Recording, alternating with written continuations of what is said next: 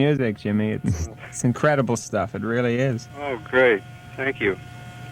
I think some of the things we're interested in is kind of the atmosphere that brought you to, say, the music you were making in Hollywood in the early 50s, say after your work with the big bands, and then what brought you to New York a little bit later on, your trio with maybe Paul Bley and Steve Swallow.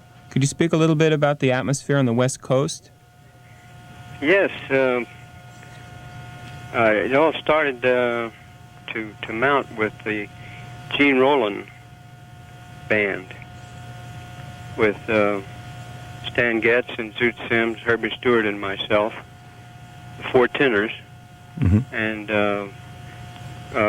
Gene Rowland had discovered this sound at the NOLA studio in New York. And he told me about it, and I said, well, I'd like to hear it. And everybody got out there to the West Coast when Woody's band, his first herd, broke up. And we got this band together with four tenors and a trumpet, actually. I can't think of the guy's name now, but he got a gig down at a kind of a Spanish club. And that was we worked down there a few times, and we made a few. Tommy DiCarlo, that's the guy's name. And Gene Rowland and I wrote all the arrangements. But making, we had the four tenors, which has got that particular sound. And then we went on, and Woody's band got back together, and they were rehearsing. And I went by a rehearsal, and the guys had been talking to Woody about the sound. And he asked me to write a piece. And I wrote Four Brothers. And I got to know Shorty and everybody involved, all the tenor players, Stan and Zoot and Herbie. And this led to my tying up with Shorty. And when he finally came back and got off the band, we had a group. Well, first we went to the Lighthouse.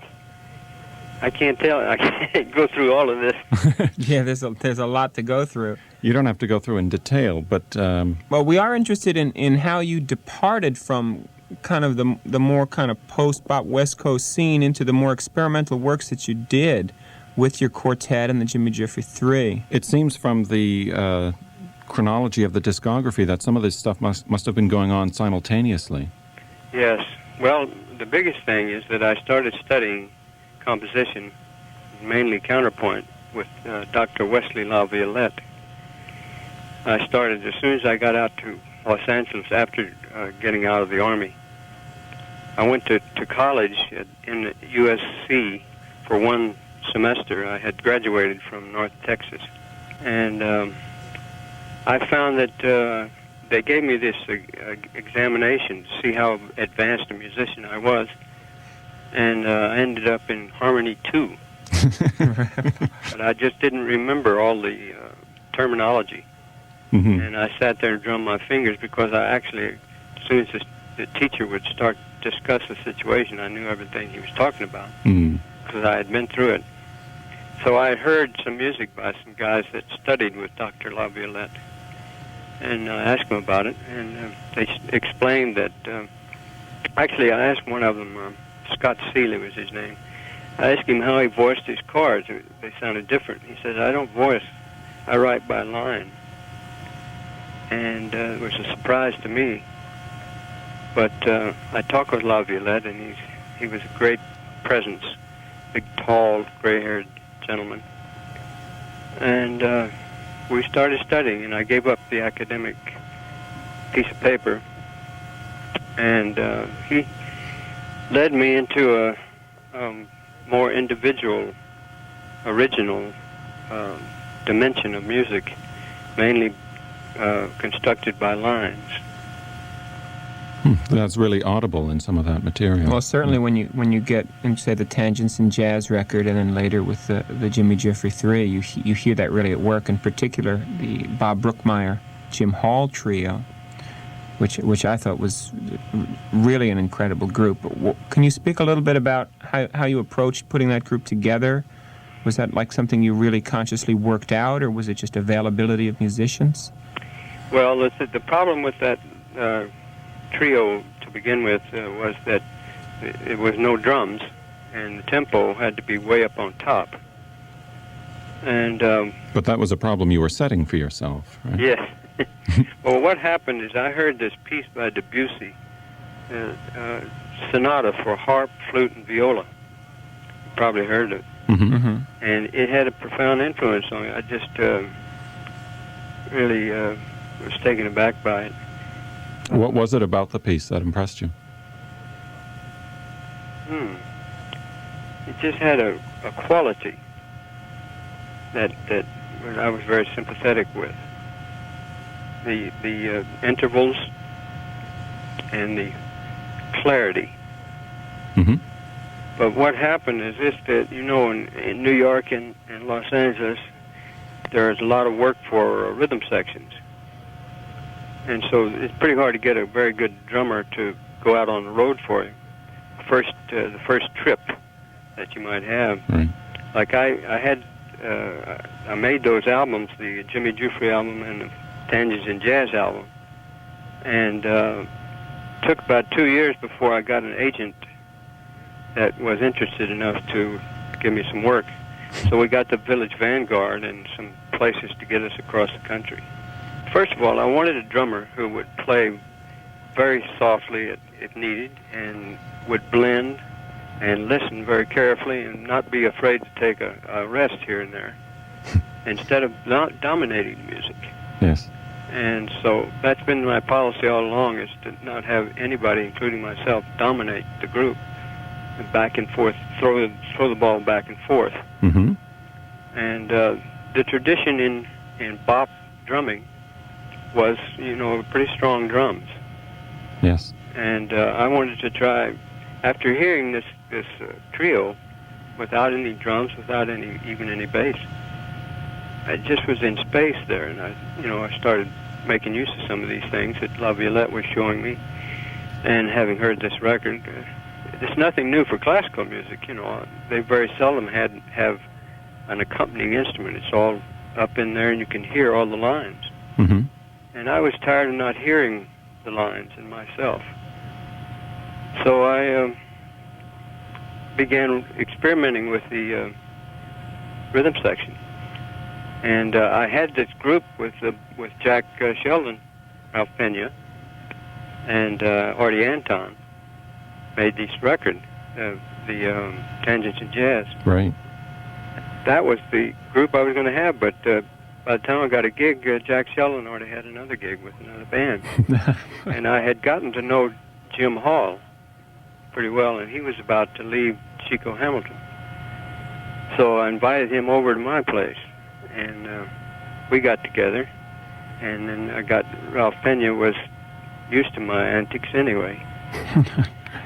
And so, but I couldn't find a drummer that really wanted to play that way or wanted to travel for the kind of money I had. So I said, let's try it without drums. So we did. Then to get to Bob Brookmeyer, we had befriended him. Jim Hall and I had gotten very close with him, and still are. So I don't know how I took the leap, but I said, well, since we had a group with just reeds and bass and guitar, we could have reeds, valve, trombone, and guitar. So he just took the bass parts and did something with them and played them. And there we went. It was quite a leap, I think. A real illustration of necessity being the mother of invention there, I guess. The tempo really is a problem in a group like that. Did you find you really had to push? I mean, Yes. Did Jim Hall really have to push the beat? I didn't have any problem in that group. With Time was Brookmeyer Hall? easy. Really? But if you probably looked at it with a microscope, you could find that we shifted at times, you know. Mm-hmm. But so did Max Roach. Mm-hmm. Up tempos, he got a little faster, Mm-hmm. you know. And as I say, if you analyze it carefully, you probably find discrepancy. But we felt good. The time was the easiest thing, the easiest group I've ever played with. Really? But with the bass having burden of keeping time, it took a lot to do it. The one guy that really did it the best was Ray Brown? Yeah, Ray Brown. Yeah, Ray Brown. He made this one album with us, with Jim and me. Yeah, The Easy Way. The Easy Way. We've just been listening to a bit of that. Ah. Beautiful record. He walked into the studio and everything was written except for his solos. But he had no rehearsal at all. He just went right down through it. But he stayed up on top because he played all those years with Oscar Peterson with no drums. And that's what it took. It took staying way up on top. Did other musicians, or around the time that you were working like this, did they look, like you said, antics before? Did people look at you kind of in a different kind of a way? Were you standing on the outside? Did they say, "Oh, I got a gig with that crazy guy Jimmy Giuffre," or were you pretty well accepted by musicians or critics, or what was the feeling like? Until I got the group with Paul Bley and Steve Swallow, I didn't have any questions. I mean, there were people that seemed to have been looking for this kind of thing that warmed up to it. But and also the same thing happened with Paul Bley and Steve Swallow in that group. It went into whatever was called free jazz, and there was a nice audience for that, but it's rather small at that time. And we took a 6-week tour of Germany. Played at all the great little halls over there. We played a completely acoustic. I didn't even have a microphone for the sax. Actually, I was just playing clarinet. I stopped playing sax for 5 years. I just played clarinet, and we got that free jazz group going. The 3 albums we made. So the acoustic sound and the ability to have very quiet sounds as part of the music was a priority for you. Yes, well, the soft music sort of disappeared for a while there. The subtone business that I had played before was not in evidence. But a few years ago, I wrote a score in Denmark for a movie, and there was a particular place where we needed some music in the background of a conversation for about 5 minutes. And I wrote a blues, which was very much like the kind of thing that we did, with the first albums I had. And it seemed to work out very well, and I started hearing that sound again. And so now I play sort of, I guess there's a mixture of that. I play a semi-subtone. I just want to remind people who are listening that this is WNYC-FM 94, New York Public Radio. I'm David Garland, and I'm here in the studio with John Zorn.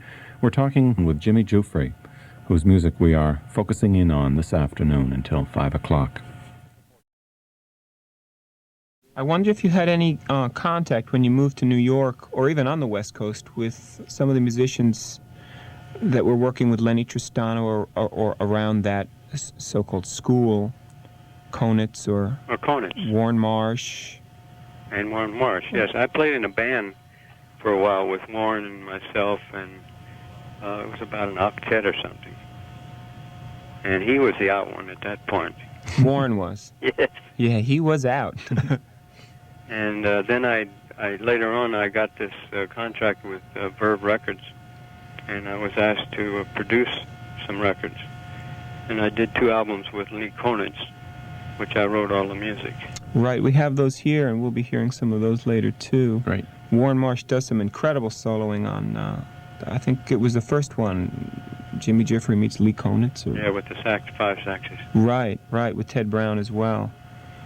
Was there, I still kind of see you as somewhat of a renegade or a kind of Charles Ivesian figure in the 50s, doing what you did practically by yourself. Did you have any kinship with other musicians at that time that you could really talk about your ideas with, who were also working along those lines, maybe George Russell? Well, I had no contact with George until 57. That's when, or 56, when we were commissioned by the Classical and Jazz Music Society at Gunther Schuller and John Lewis got together. And I did a piece called The Pharaoh for 18 brass and timpani. And there was a piece by John Lewis and a piece by J.J. Johnson.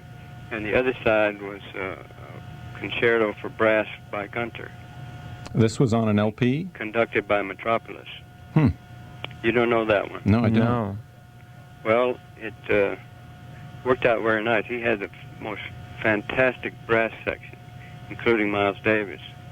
And it was 6 trumpets, 4 French horns, 3 baritone horns, 3 trombones, tuba and timpani. And it crossed over, you know. Had a feeling of classical jazz. I'm interested in the way you were obviously influenced, and you've said as much by mentioning that piece by Debussy, by music from the classical world, and yet with the music of yours that I'm familiar with, you remained sort of true to the blues, despite this influence in terms of thought from the classical world. I went through a period of wanting to be an avant-garde classical composer. Mm-hmm. With all the major sevenths and minor ninths, and all the little fragmentary things. What was this in the 50s or? Yeah, it started as soon as I started with La Violette. It was probably in the late 40s. Why do you suppose you didn't really go in that direction? Well, after a while, I found that I am a jazz musician, and it's a different expression. Just different. There are a lot of differences between classical and jazz, but I just felt the statement and the way I play and think about music has the jazz thrust in it, and it's different from the classical approach. Sure, and I suppose improvisation was important too. Yeah, it was, but I wrote a lot of pieces without improvisation because I wanted the music to have a oneness about it, and I didn't want it to have these weird sounds and everything, and then suddenly the drums come in with the ding, ding, a ding. Side of beef. One thing that you asked me and I got off, I didn't tell you about George Russell. We became very good friends, and he was included in another concert commission that we did for Gunther. Have you ever heard his All About Rosie? Oh, sure. That's an incredible piece. Yes, and Mingus's piece, Revelations, Mm-hmm. and my piece, Suspensions. And then there was the idea of this album was 3 classical composers on one side and 3 jazz composers on the other.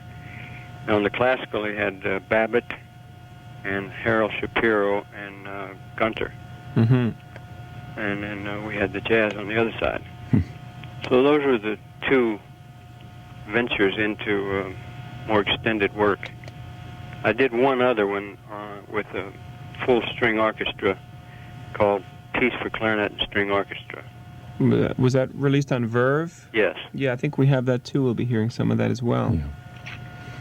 I need to point out again that you're listening to WNYC-FM 94, New York Public Radio. I'm David Garland here in the studio with John Zorn, and we're on the phone with Jimmy Giuffre, whose music we're going to be turning back to soon. More questions, more grilling. I was wondering about influences as a composer, as a saxman, as a clarinetist. Well, my favorite was Frank Hutchenrider. I think that's the way it's pronounced, Hutchenrider. He played clarinet with Glenn Gray's Casa Loma Band. Wow. And they had this theme song. You know, all the big bands had these theme songs. Was Smoke Rings? Was that it? Either Rings or Dreams. Right. I remember that. And I don't know, it's made an effect on me. Yeah, come to think of it, his tone is very reminiscent of your tone. I certainly admired Benny Goodman, but I somehow never wanted to copy him. And I came into playing the clarinet as a soloist late. I started on the tenor. I started on the E-flat clarinet and switched to the B-flat later when I was old enough to cover the holes. And then I picked up the tenor, and tenor was my main instrument. And my wife at the time saw my clarinet in the closet, asked me why I don't play the clarinet. And I said, it doesn't seem to fit modern jazz too well. I hadn't tried it. But I got it out. I thought about it. There were about 3 or 4 jazz clarinetists, and that was all. And so I tried it in a kind of a carpeted room where it was very quiet. And I didn't have any chops, so I just tried whatever I could get out of the horn real easy, and it was all down the lower register. And I kept practicing on it, and finally I was working with Shorty, and I brought it on to the bandstand. And we found out he had to play very quietly, and the bass quietly, and practically no piano. And it was on another acoustic level. Yes, and that was the influence. Basie's band was, and Lunsford's band was one of the biggest, and then Benny Goodman's band, the band itself was a swinging band. I had a lot of influence in that, and I had 12 years marching band experience. Yeah, a lot of jazz musicians say that. you see that as a real seminal point in your musical... It must be that. I must have it drummed in me one way. Is that so a pun? Do you have favorite records over the years that you've been making? Yeah, I think I do. I think one of the best records that I made is the Free Fall. Yeah. And I like that piece in the record, the part of a record I did with the MJQ called Fun. Yeah. It was on a piece on a record called MJQ at Music Inn with Jimmy Giuffre, guest artist.